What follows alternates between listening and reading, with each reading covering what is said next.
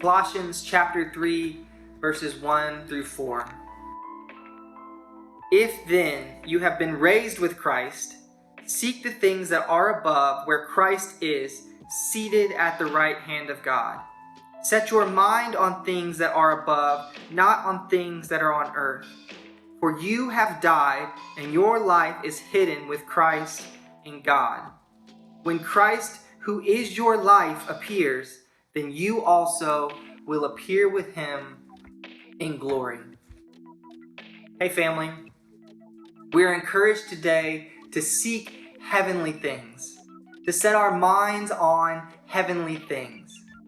It may seem like Paul is repeating himself, and maybe he is, but what if he were communicating two different but equally valuable and in fact cooperative actions to us through these verses?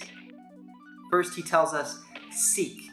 Set your sights on, look for and discover the wondrous treasures of understanding and knowledge that are hidden in Christ and have been made known to be discovered by those two whose lives are hidden in him. We've talked about this before, and it bears repeating that the Christian life is diving more fully into the depths of grace contained in the gospel. Always have the scriptures surrounding you and continuing to increase your understanding of God's great gift. And then Paul says, set your mind on, think about, an action that has us continually rooting out our false thoughts and replacing them with the truth that we are seeking. It reminds me a lot of Philippians chapter 4, where Paul instructs us there once again to fix our thoughts on what is true and honorable and right and pure and lovely and admirable. Think about things that are excellent and worthy of praise.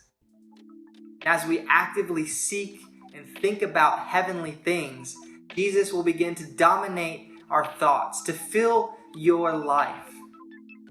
If you're not feeling that feeling that Christ is most important in your life, if you're not feeling that in him is life itself, your real and true life, then you have to start staring at God and not at what's around you, seeking after him and setting your mind on him. As James writes, draw near to God and he will draw near to you. Our lives are defined by our next steps. You're not suddenly going to transport into spiritual maturity. It's a gradual process of transformation.